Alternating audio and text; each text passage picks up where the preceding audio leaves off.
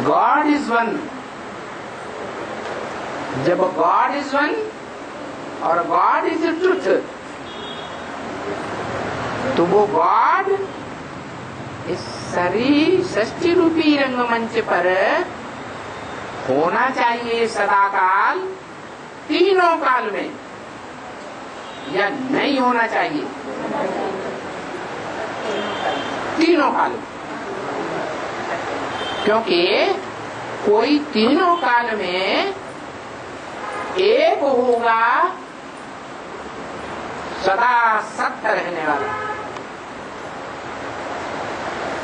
तो उसके आधार पर वो जन्म मरण के चक्र से न्यारी रहने वाली आत्मा, सुप्रीम सोल शिव, त्रिकालदर्शी कहा जाएगा।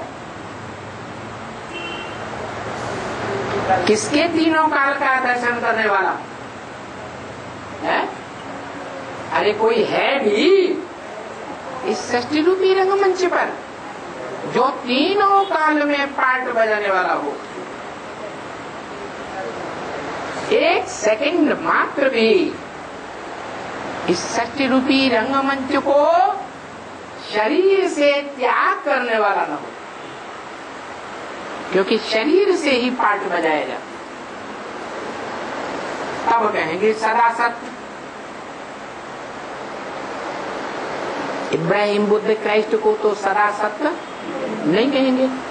वो तो इस दुनिया में 2500 वर्ष रहते ही नहीं।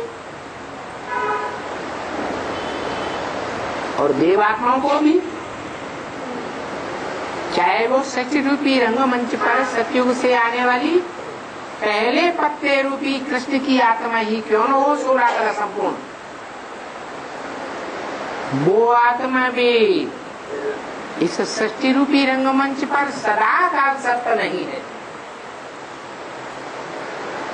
शरीर के साथ है, है?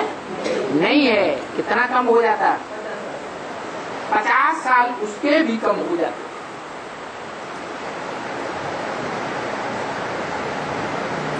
जब 50 साल कम हो गए तो उसके आधार पर त्रिकालदर्शी की गणना नहीं की जा सकती। त्रिकालदर्शी की गणना तब ही की जा सकती है जब कोई आत्मा तीनों काल में आत्मा और शरीर के साथ पार्ट बजाने वाली मौजूद रहे, तो वो त्रिकालदर्शी कहा जाएगा। नहीं तो वो त्रिकालदर्शी हो ही नहीं सकता।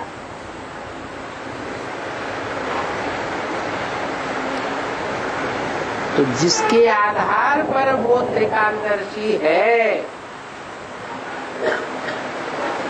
उस आधार होने के कारण उसके त्रिकालदर्शित्व का अस्तित्व है। ये कलम और ये आधार,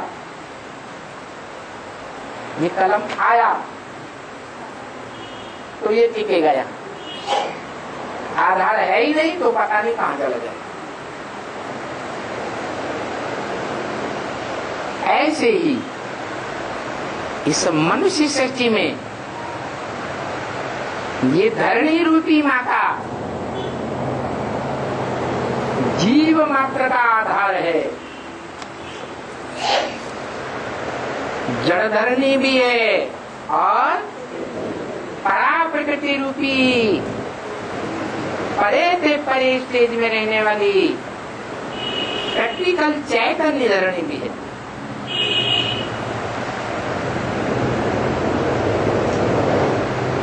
तो जो प्रैक्टिकल चैतन्य धरणी है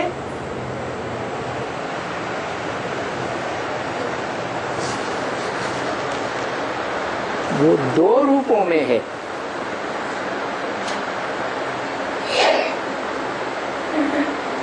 एक जगत अम्बा के रूप में कही गई और दूसरी भारत माता के रूप में कही गई। सारे जगत की अम्बा जिसके लिए बोला कि जगदम्बा तुम्हारी सर्व मनोकामनाएं पूरी करने वाली है, अच्छी हो या बुरी हो। और भारत माता शिव शक्ति अवतार लक्ष्मी महागौरी एक ही तुम्हारी इच्छा पूरी करती है। इसलिए दीपावली पर उसकी पूजा होती है विशेष। किसकी पूजा होती है? लक्ष्मी की। उस लक्ष्मी के भी दो रूप हैं, एक दैहिक रूप जड़त्वमयी आत्मा। कैसी जड़त्वमयी? सुप्रीम सोल बाप के साथ लंबे समय तक देह और देह की इंद्रियों के साथ सुख लेने का पार्ट बजाने वाली, सबसे जास्ती सुख लेने का पार्ट बजाने वाली सुप्रीम सोल बाप के पार्ट को भूल जाती है। तो जड़त्वमयी कहें या चैतन्य बुद्धि कहें? जड़त्वमयी। और एक आत्मा वो है जो चित्त है, चैतन्य है, आदिकाल में भी चैतन्य थी और अंत तक चैतन्य रहती है। परंतु जब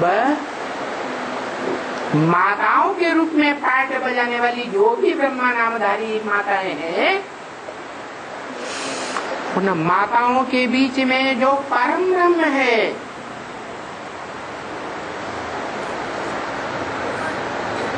वो ही माता की कमजोरी में आ जाता है।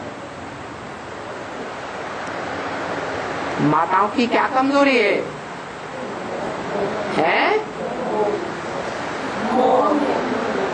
किस बात का मोह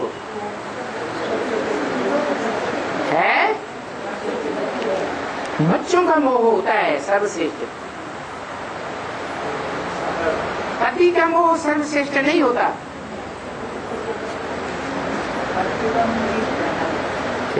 पकड़ा गया।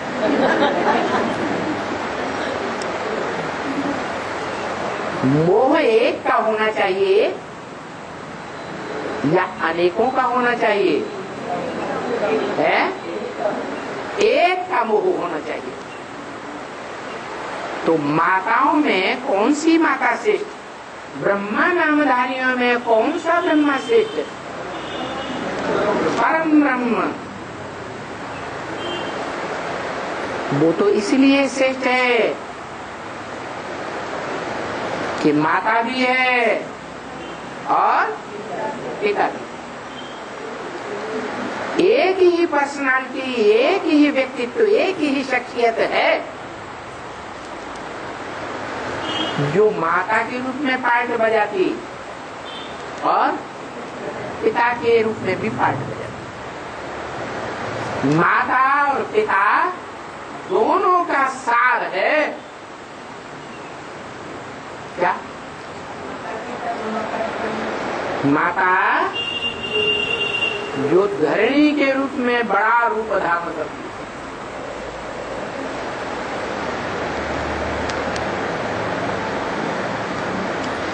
और उस धरणी पर रहने वाली जो भी जीव मात्र हैं, प्राणी मात्र हैं,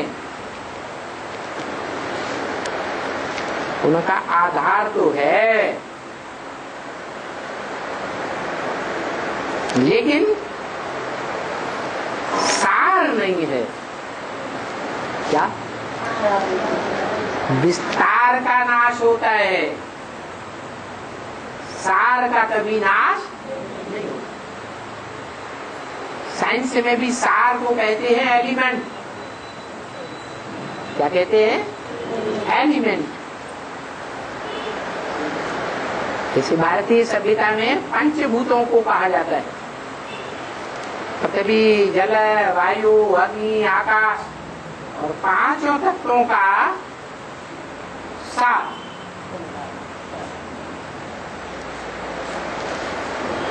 तो जो सार है सृष्टि रूपी रंगमंच पर वो मुकर्रर है या विस्तार मुकर्रर है? सार मुकर्रर है, सदाकाल रहने वाला। और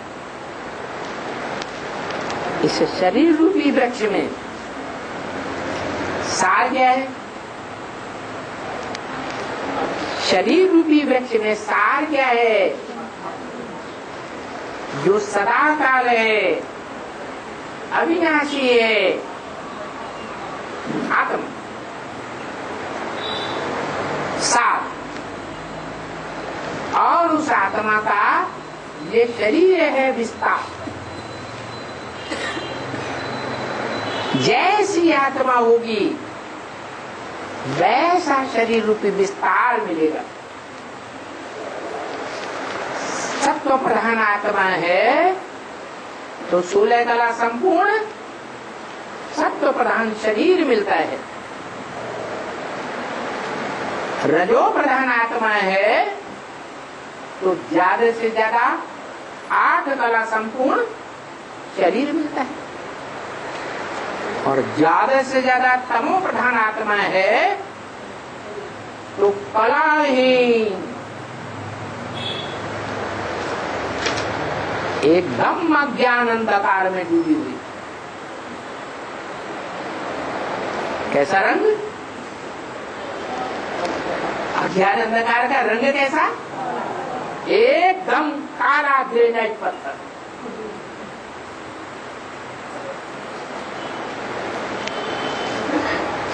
पत्थर भी भांति भांति के होते हैं। जैसे पत्थर बुद्धि आत्माएं यहाँ भांति भांति की होती हैं, वैसे पत्थर बुद्धि आत्माओं के मानिंद पत्थर भी भांति भांति। एकदम कड़क पत्थर, ग्रेनाइट पत्थर, एकदम काला।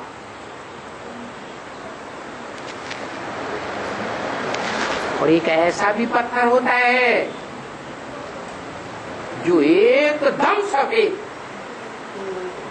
क्या कहते हैं उसको? है मार्बल। हिंदी में क्या कहते हैं? संगमरमर। संग में रहता भी है कौरवों और यादवों के बीच में। जैसे कुंती पांडवों की मां थी, फिर भी किसके बीच में रहती थी? है कौरवों के बीच में रहती थी। ब्राह्मणों की संग में भी दुनिया में भी कोई कुंती होगी या नहीं होगी? है कहाँ रहती होगी? है कौरवों के बीच में रहती होगी। जो कौरवपति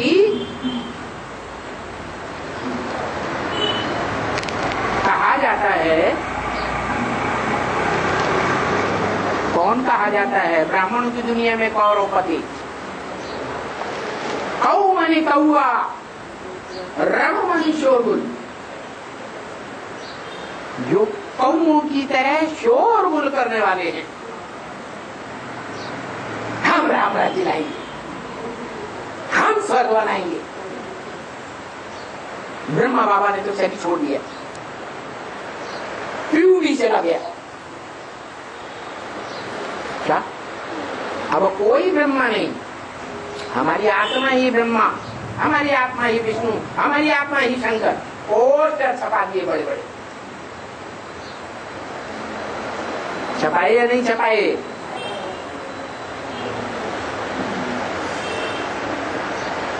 हमारे अंदर शिव काम करता है।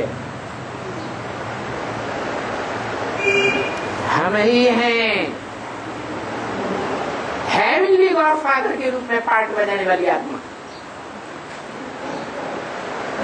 क्या? जन्नत बनाने वाला अल्लाह बंदीन।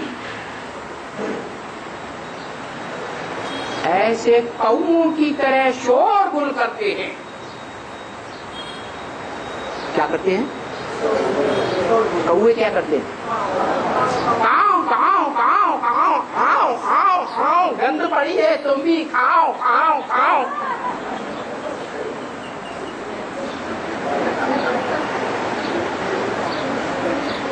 अरे गंद को खाएंगे तो काई की पैदाइश होगी? गंद की ही पैदाइश होगी, बिच्छू टिंडन की ही पैदाइश होगी। और वो बिच्छू टिंडन पेट फाड़ करके निकाले जाएंगे। ठीक है,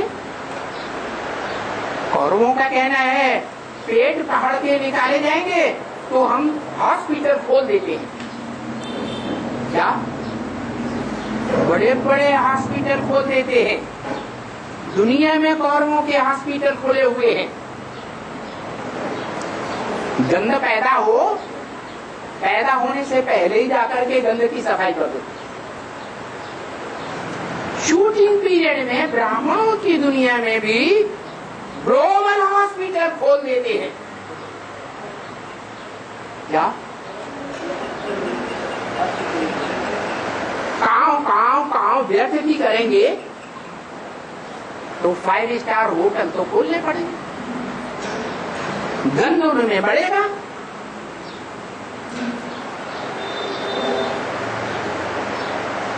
कांगर्स को बुलाया जाएगा,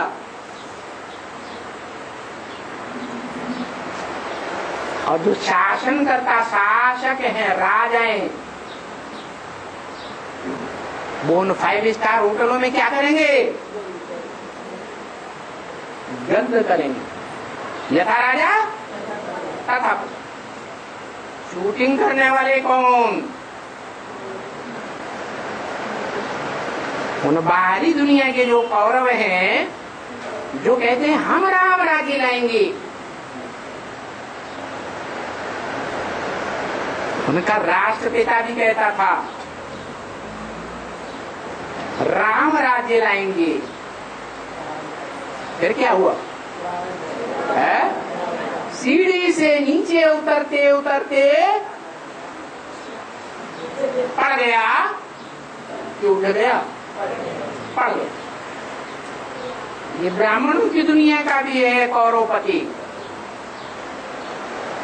क्या है? इंदिरा गांधी का बाप।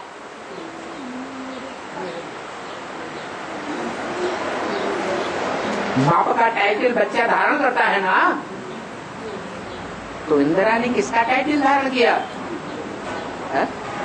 गांधी का। ब्राह्मणों की दुनिया में भी वो कांव कांव करने वाली हुई।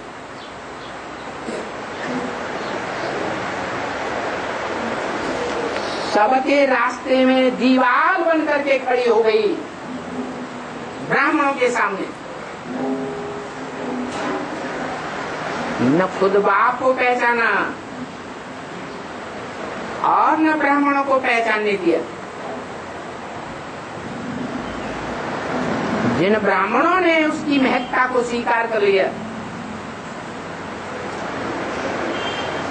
वो ब्राह्मण द्वापर युग से जब मोहम्मद या इब्राहिम आते हैं, इस्लाम धर्म स्थापन करते हैं, तो अपना इबादत स्थल बनाते हैं, दीवार खड़ी कर देते हैं। क्या? और उसके सामने बैठ करके इबादत करते हैं।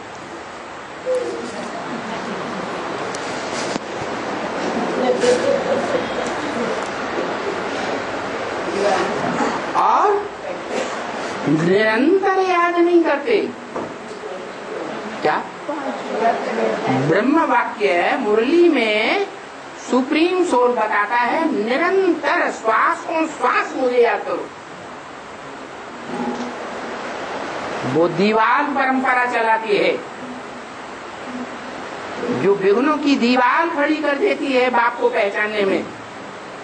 5 बार नमाज पढ़ो, क्या 5 बार आज नमः करो। नमः माने झुकना। कितनी बार? 5 बार। नाम क्या रख दिया? नमः। क्या नाम रख दिया? नमः। आज माने कितनी बार याद करो? 5 बार याद। और किसी की बात मत सुनो। क्या कोई कुछ सुनाए तो इंसान बनकर किसी की बात सुनो, नहीं सुनो। नहीं तो इंसानियत क्या कहती है? दूसरों की बात भी सुनना चाहिए या नहीं सुनना चाहिए? है? क्या कहती है इंसानियत?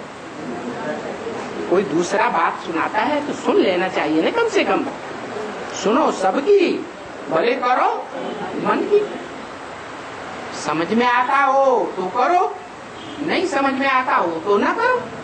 लेकिन नहीं, क्या किसी की बात सुनना भी नहीं है। कानों में उंगली दे लो, कोई की बात नहीं सुनना। अल्लाहु अकबर। क्या अल्लाह का मतलब है जो ऊंचे से ऊंचे है, बस हम उसको ही मानेंगे, जाने या न जाने, पहचाने या न पहचाने। वो क्या कर्म करता है, कैसे करता है, जन्नत रचने वाला तो है, लेकिन कैसे रचता है इससे हमें कोई मतलब नहीं।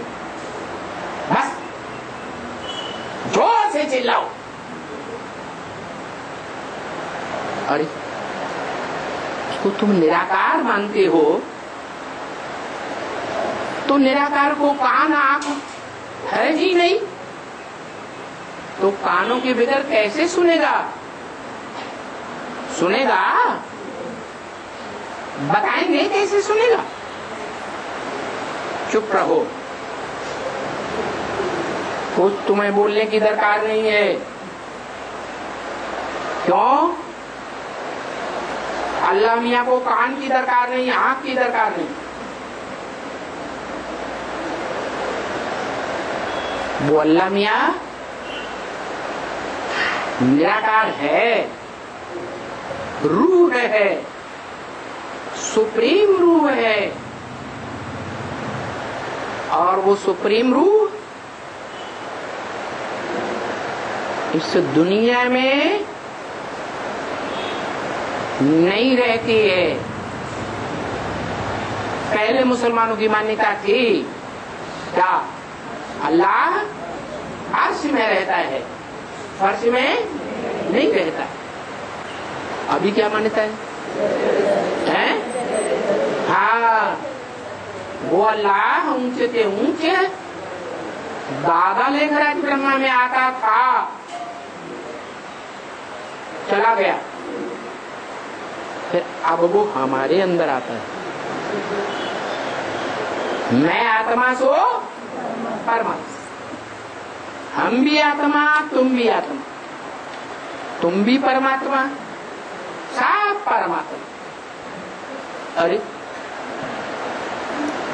परम शब्द लगाते हैं तो परम एक ही होगा, परम माने सुप्रीम, कि सब होंगे एक ही होगा?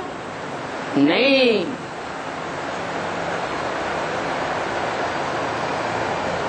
दीवार बन करके खड़ी होने वाली,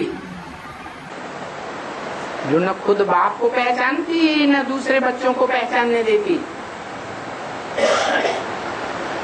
वो बताती है क्या कि मैं ही तुम्हारी इबादत स्थल हूं, मेरे सन्मुख रह करके पूजा करो, इबादत करो।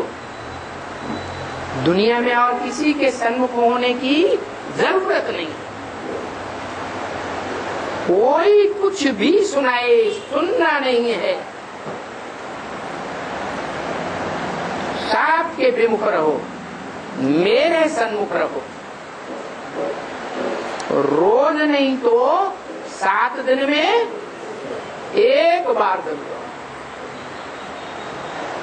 ऐसा पक्का फाउंडेशन डालती है कि जो बच्चा बुद्धि है वो तो पूरे प्रभाव में आ जाते, लेकिन जो बच्चा बुद्धि से उबर करके एडवांस ज्ञान भी लेते हैं, वो भी उस माया बेटी के प्रभाव से बच नहीं पाते। उनके सामने भी दीवार बन करके खड़ी हो जाती है। क्यों? क्योंकि वो माया बेटी का राज्य द्वैतवादी द्वापर युग में से शुरू होता है या द्वैत देवताओं की दुनिया में रहता है? द्वापर युग से शुरू होता है। और द्वैतवादी द्वापर युग में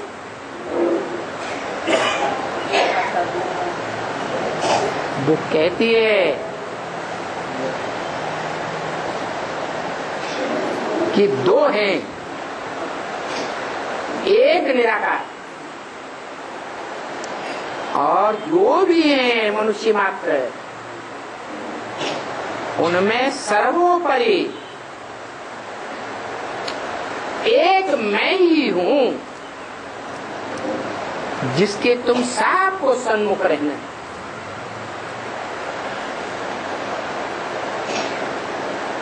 इसलिए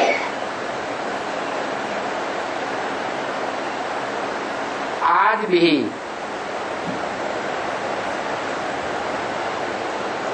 जो एडवांस ब्राह्मण कहे जाते हैं, उनमें भी ऐसे ऐसे हैं जो कर्म को प्रधानता देते हैं। क्या? कर्म को प्रधानता देते हैं, कर्मेंद्रियों को प्रधानता देते हैं, ज्ञान इंद्रियों को प्रधानता नहीं देते। ये कर्म में आसक्त होने वाले, धंधे दोरी में आसक्त रहने वाले 7 दिन में 1 दिन इबादत का निकालेंगे, बाकी कर्म करेंगे। वो कर्म करेंगे तो पेट पूर्ति होगी, बाकी अल्लाह मियां कोई पूर्ति नहीं कर देता है। अरे करता होगा जन्नत में, हेवन में करता होगा। आज की दुनिया में बिना कर्म किए कोई की पेट पूर्ति नहीं हो सकती। और ब्रह्मवाक्य मुरली में क्या है? क्या है? मेरे बच्चे जो मेरी सेवा में रहते हैं, दुनियावी धंधे धोरी की जिनको कोई परवाह नहीं, जो दुनियावी धंधे धोरी हैं, वो नौकरी धंधा आज देखने में आता है, लेकिन जल्दी ही ऐसी कल दुनिया बन जाएगी जिसमें न कोई नौकरी रहेगी और न कोई धंधा रहेगा। क्या फिक्रा बोला ब्रह्मवाक्य मुरली में?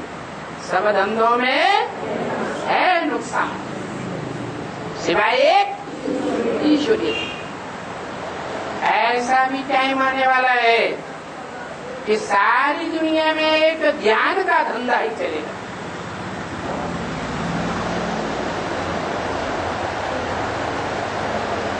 बोला किसी श्रेष्ठ कवि ने भाव भंगिमा में भर के बोला, आई ज्ञान की आंधी। कैसी आंधी? पूरब पश्चिम उत्तर दक्षिण 14 काल फिरे, ऐसो जोग पर।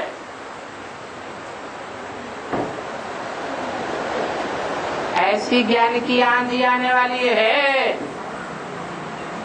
अभी धंधे दौड़ी की आंधी चल रही है, भौतिकवादी दुनिया की आंधी चल रही है।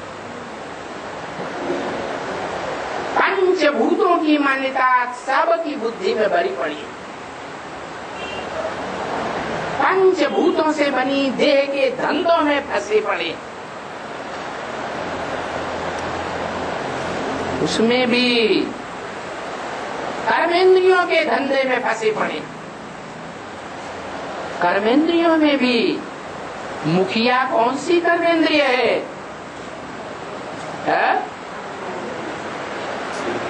कौन सी कर्मेंद्रिय है जिसके पीछे प्राणी मात्र फंसे पड़े?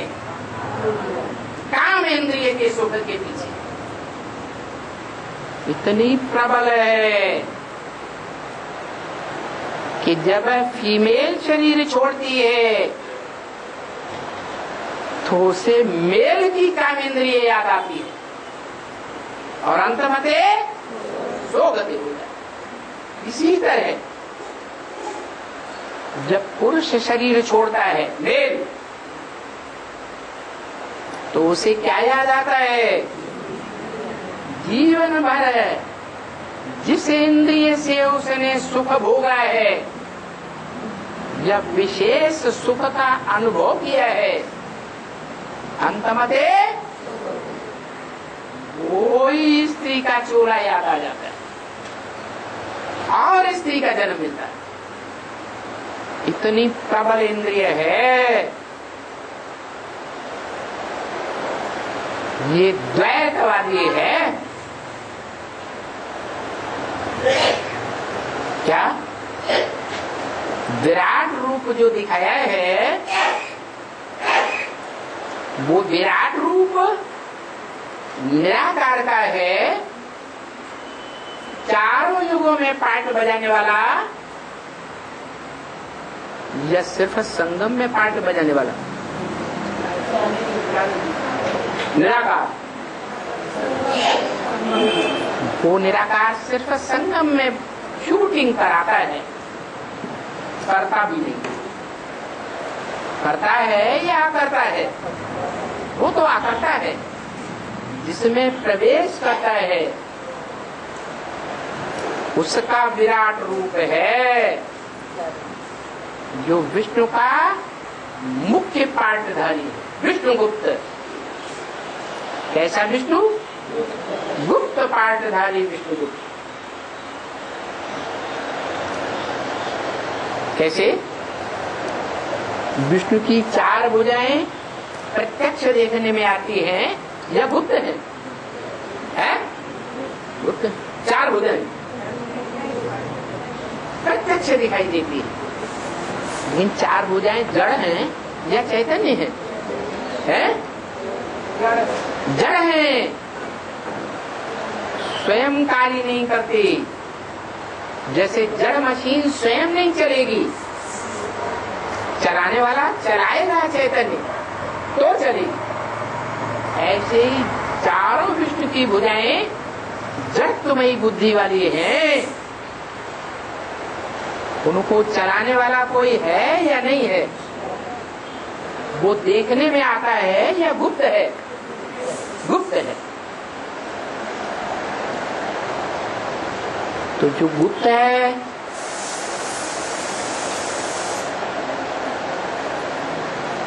करता है, करनहार है और करावनहार भी है। करन करावनहार दोनों रूप में पार्ट बजाता है। उस विराट रूप आत्मा के आधा हिस्सा ऊपर का हिस्सा, विराट रूप जो शरीर है उसका ऊपर का हिस्सा श्रेष्ठ पाठधारी है। मुख को कहते हैं मस्तक सतयुग, और भुजाएं जहां तक जाती हैं उसको कहते हैं त्रेता। उसके बाद नाभि से नीचे का जो अंग है, जहां से वो एक शरीर दो हिस्सों में बट जाता है, तो वो विराट पुरुष का द्वैतवादी रूप है। दो है कंट्रोलर, और जो दोनों हैं उनमें एक है लेफ्टिस्ट और एक है राइटिस्ट। तो दो प्रकार के धर्म फैल जाते हैं द्वैतवादी द्वापर युग से, जिसमें दैत्य की दुनिया कहा जाता है। इसलिए शास्त्रों में दिति की संतान को दैत्य कहा गया। दो दो धर्म, दो दो राज्य, दो दो मतें, दो दो राजाएं, 2 से 4, 4 से 8 संख्या बढ़ती चली जाती। दो दो भाषाएं, 2 से 4, 4 से 8, 8 से 12। ऐसी द्वैतवादी दुनिया में माया रूपी रावण का राज्य कहा जाता है। इसलिए जब रामलीला खेलते हैं तो राम संप्रदाय का मुखिया एक और रावण के सिर अनेक। ये अनेक सिर जो दिखाए जाते हैं, ये 5 वाम मार्गी और 5 दाईं ओर के धर्म। जो दाईं ओर के धर्म हैं, दायां हाथ अच्छे कर्म करने के लिए यूज करते हैं और बायां हाथ गंदगी साफ करने के लिए यूज करते हैं। तो ये मनुष्य षष्ठी रूपी वृक्ष कहो, मनुष्य षष्ठी रूपी विराट पुरुष कहो, द्वापर युग से 2 रूपों में खास देखने में आता है। एक दाईं ओर की डालियां, भारतीय डालियां, और दूसरी बाईं ओर की डालियां, विदेशी डालियां। जो दाईं ओर की डालियां हैं भारतीय, वो ब्रह्मचर्य का पोषण करने वाले धर्म हैं। चाहे सनातन धर्म वाले हों, चाहे बौद्ध धर्म वाले हों, चाहे संन्यास धर्म वाले हों, चाहे सिख धर्म वाले, सब ब्रह्मचर्य को मान्यता देने वाले। इसके विपरीत जो बाईं ओर के विदेशी धर्म हैं, वो ब्रह्मचर्य को खंडन कराने वाले हैं। क्या? उनके द्वारा जो पढ़ाई जाती है दुनिया में, वो डॉगली पढ़ाई है।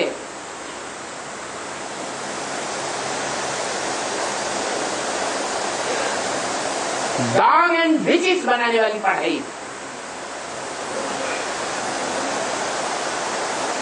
इसलिए ब्रह्म वाक्य है मुरली में, आज घर घर में वैश्यालय है। अरे कोई पूछेगा तुम कहते हो हम ब्रह्मा के पुत्र ब्राह्मण हैं। ब्रह्मा में भगवान बाप आता है निराकार। तो भगवान बाप के आप बच्चे हैं, तो आपके घर में भी वैश्यालय है क्या?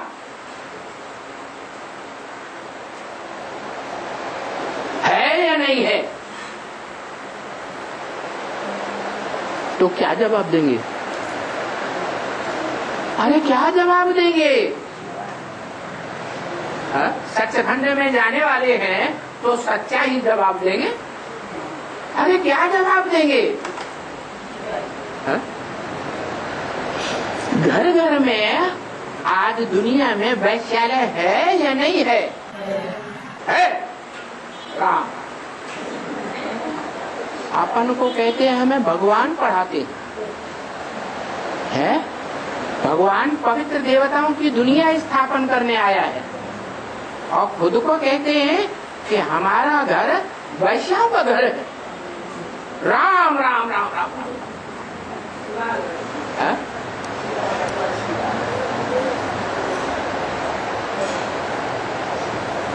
कोई पक्का ब्राह्मण होगा तो ब्रह्मा मुख से सुनाए हुए ब्रह्म वाक्य मुरली को याद करेगा।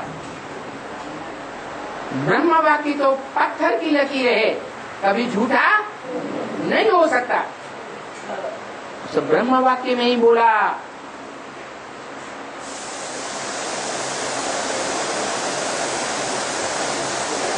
आंखें देह का अंग है या नहीं है? देह की इंद्रियां हैं या नहीं है? है? स्वर्ग में देवताएं किसी प्रकार का ज्ञान इंद्रियों का भी विचार नहीं करते हैं। बोला है ब्रह्म वाक्य मुरली में, राधा की आंख कृष्ण में डूबती है, कृष्ण की आंख राधा में डूबती है।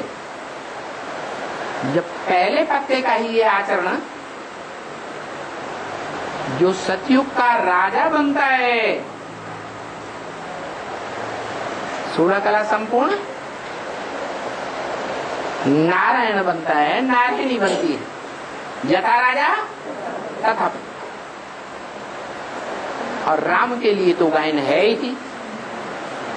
क्या गायन है? त्रेता युग में है मर्यादा पुरुषोत्तम। एक नारी में ही सारा जीवन उनकी मर्यादा बंद करती रही।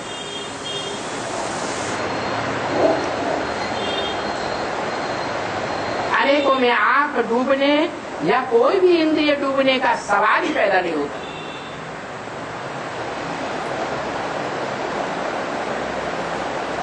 अच्छा, वहां की बात छोड़ दो, वो तो हेवनली गॉडफादर के द्वारा संपन्न रूप से बनाई गई हेवन अर्थात स्वर्ग की दुनिया है, देवताओं की दुनिया। अभी ब्राह्मणों की दुनिया है या देवता धर्म स्थापन हो गया? देवता धर्म की राजधानी स्थापन हो गई है तो सच्चाई स्वीकार कर लेने में क्या हर्ज है? अभी हम देवता बन रहे हैं, देवता बनने की पढ़ाई पढ़ रहे हैं। हम देवता नहीं बने हैं, अभी भी हम संगम में हैं। कभी हम वाइब्रेशन से, दृष्टि से, वाचा से, ज्ञान इंद्रियों से, कर्म इंद्रियों से श्रेष्ठ भी बनते हैं और कभी भ्रष्ट भी बनते हैं, क्योंकि हमें बाप ने टाइटल दे दिया। क्या? एक तो टाइटल ये दिया कि सब पुरुष दुर्योधन दुशासन। वो तो होते ही है बेबिचारी, उनकी तो बात ही छोड़ दो। लेकिन भारत की कन्या माताओं की तो बड़ी महिमा है,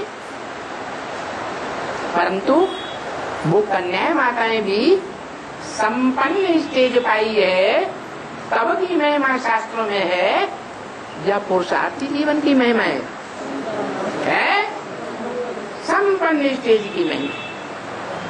वर्तमान समय की महिमा नहीं है, जबकि हम ईश्वरीय सेवाधारी हैं। हम कोई राजा नहीं बन गए, हमें राजाई नहीं मिल गई। जो बच्चा बुद्धि ब्राह्मण समझते हैं कि ब्रह्मा बाप के द्वारा हमको राजाई मिल गई, हम स्वर्ग में आ गए, और बाकी सब नरक में, ये सब दास दासी बनने वाले पतित हैं। हिंसा को बढ़ाने वाले हैं, काम विकार की हिंसा को बढ़ाने वाले, क्योंकि घर गृहस्थ को छोड़ ही नहीं सकते। गिरी हस्ती है, इन गिरी हस्ती वालों के हाथ का भोजन हम क्या नहीं खा सकते? खा सकते? प्रैक्टिकल बात है ना। तो ऐसे बेसिक ब्राह्मण जो बच्चा बुद्धि है, वो ही समझते हैं कि एडवांस में आए हुए बच्चे भी समझते हैं क्या है, बेसिक में ही समझते हैं, एडवांस में नहीं समझते। एडवांस में क्या समझते? अरे ये सब गिरी हस्ती है, क्या घर गृहस्थ की गिरी हस्ती में रहते हैं, पतित हैं। हम भगवान के बन चुके, हम पावन। तो बताओ,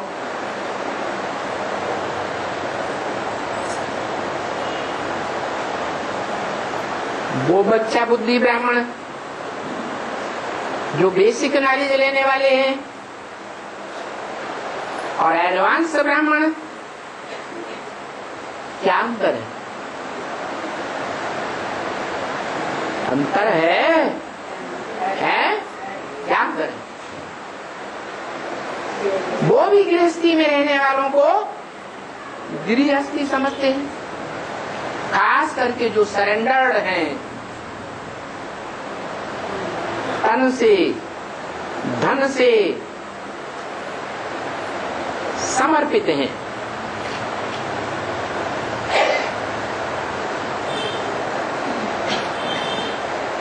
धंधे दोरी की दुनिया को छोड़े हुए हैं, वो ऐसा समझते हैं। एडवांस ब्राह्मणों में भी जो सरेंडर्ड है ईश्वरीय सेवा के लिए, वो भी क्या समझते हैं? हम उठी हुई हस्ती हैं, और गृहस्थी में रहने वाले ये सब गिरी हस्ती हैं। इनके हाथ का हम नहीं खा सकते, इनके हाथ का खाएंगे तो संग के रंग में आ जाएंगे।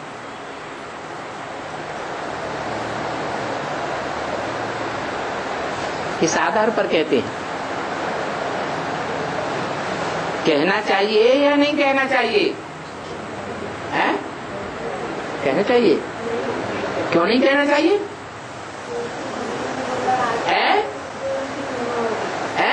आगे चलकर युगलों की महिमा होगी। हाँ, ये आगे चल करके युगलों की महिमा होगी, लेकिन कौन से युगलों की महिमा होगी? जो रुद्रमाला के पुरुष हैं, स्वभाव संस्कार से जन्म जन्मांतर के, और जो विजयमाला की रानियां हैं, जन्म जन्मांतर के स्वभाव संस्कार के आधार पर उनका मेल होगा। रुद्रमाला विजयमाला में ऐड होगी तो जो युगलों की माला बनेगी, उन युगलों का संसार में नाम वाला होगा या सभी युगलों का नाम वाला होगा? है? सभी का होगा? सभी का नहीं होगा। परंतु असलियत बात ये है, यथा राजा तथा प्रजा। चाहे सरेंडर्ड हैंड्स हो, चाहे नॉन सरेंडर्ड गृहस्थी, घर गृहस्थी की रहने वाली चक्की में पिस रहे हो, सब पतित हैं। क्यों पतित हैं? क्योंकि ब्रह्म वाक्य मुरली में बोला, तुम ब्राह्मण बच्चे भी दृष्टि की, व्यभिचार की 10, 20, 50 गुने तो रोज ही करते हो। तो दृष्टि से पतित है या नहीं है?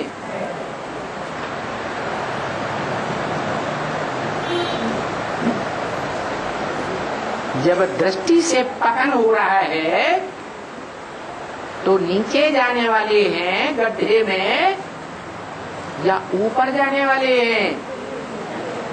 हैं? नीचे जाने वाले हैं। अभी भी हम उद्धार मूर्त नहीं बने। हर उत माने ऊपर, हर माने हर करके ले जाने वाले नहीं बने। अपनी आत्मा को अभी उद्धार करने वाले नहीं बने और संगी साथियों का भी उद्धार करने वाले नहीं बने।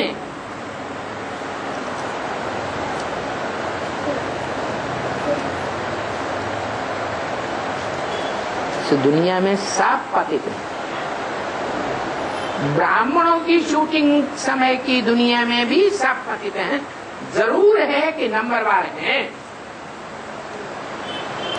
और अब वो पढ़ाई का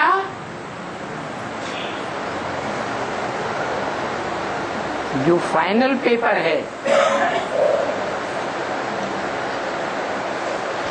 जिसके लिए 40 साल बता दिए, खास हम एडवांस ब्राह्मणों के लिए, कि तुम बच्चों को जो बाप टीचर है सदगुरु के सन्मुख बैठ करके पढ़ाई पढ़ने वाले हैं, उनके लिए 40 से 50 वर्ष का समय है, निश्चित है, तमो प्रधान से सतो प्रधान बने। तो कौन से साल से लेकर कौन से साल तक है? 76 से लेकर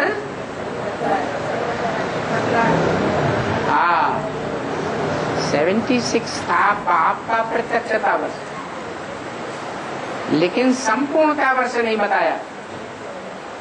संपूर्णता वर्ष बताया 77 तो 77 के बाद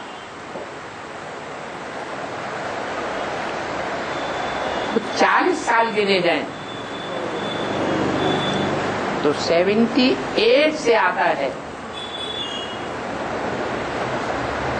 वो पढ़ाई का टाइम पूरा होता है। जो अव्वल नंबर पास होने वाले बच्चे हैं, किस तरह के बच्चे? पास विद ऑनर, फर्स्ट क्लास में भी फर्स्ट क्लास, उनका रिजल्ट होने, आउट होने का टाइम। जैसे सन 76 था। नर से नारायण और नारी से लक्ष्मी बनने वाले पेयर के लिए। उसके बाद टू लेट का बोर्ड लग गया।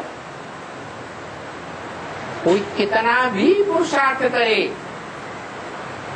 लेकिन अव्वल नंबर का डायरेक्ट नर से नारायण उसी जन्म में कोई भी पुरुषार्थी नहीं बन सकता। नर से नारायण और नारी से लक्ष्मी नहीं बन सकता। 76 के बाद टू लेट बोर्ड लग गया। ऐसे ही अब 18 के बाद कौन सा बोर्ड लगेगा? कितनों के लिए लगेगा? 2 के लिए लगेगा, 8 के लिए लगेगा। टू लेट का बोर्ड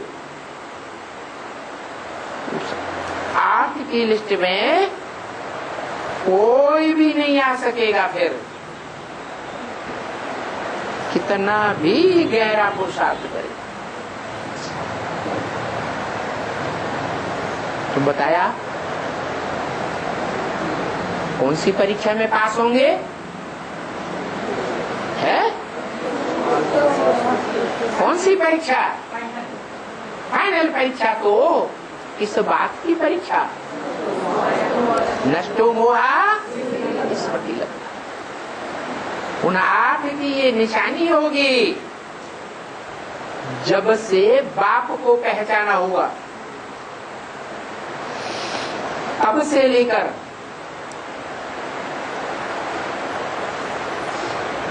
उनका तन गहराई से देखो।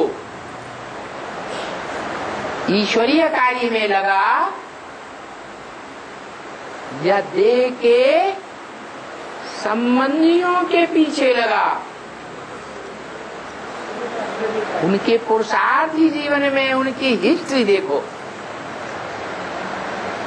कहाँ लगा होगा?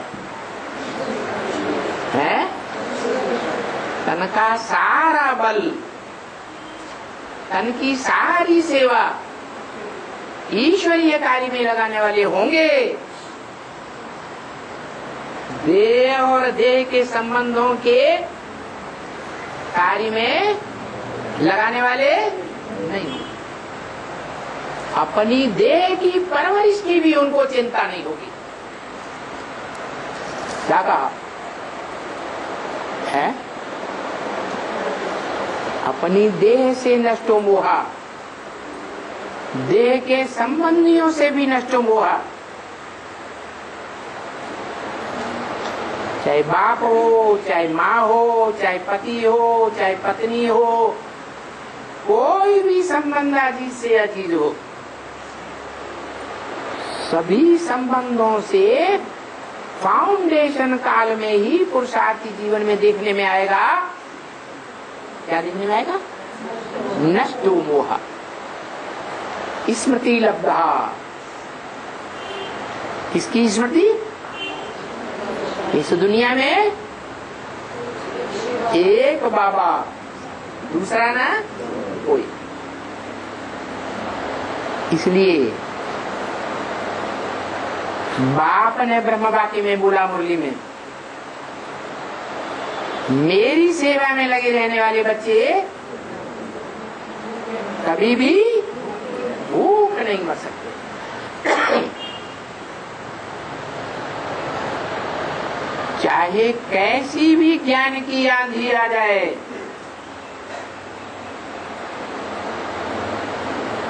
चारों दिशाओं में सारी दुनिया में बाप के ऊपर अनिश्चय की मौत मंडराने लगी। क्या 14 से काल करे बेहद की मौत और हद की मौत। हद की मौत होती है शरीर से और बेहद की मौत होती है मन बुद्धि से। मन जीते जगत, मन के हारे हार और मन के जीते जीत।